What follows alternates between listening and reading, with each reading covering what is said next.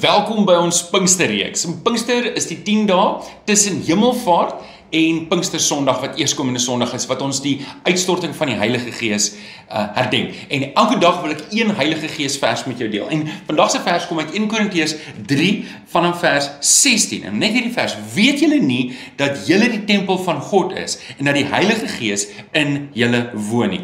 En hierdie is belangrik om te verstaan dat die Heilige Gees woon binne in my.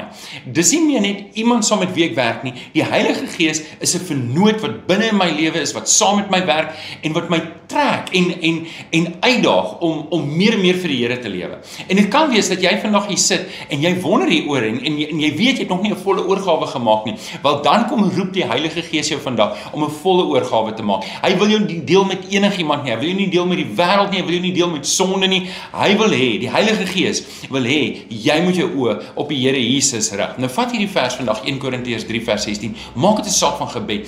Vra vir die Vader, Here, leer my wat dit beteken dat die Heilige Gees in my woon. Leer my wat dit beteken dat ek 'n tempel is van die Heilige Gees. Berei jou hart voor. Ek wil hê as jy Sondagoggend hier instap in ons gedenk Pinkster, dat jy al hierdie verse, al 6 verse wat ons gaan kyk na, moet klaar in jou hart wees en dat jy gereed is om te ontvang wat die woord van die Here vir jou wil sê. Nou ons het Sondag 2 dienste, 8:30 en 10:00. Ek hoop ek sien jou daar. Die Here seën.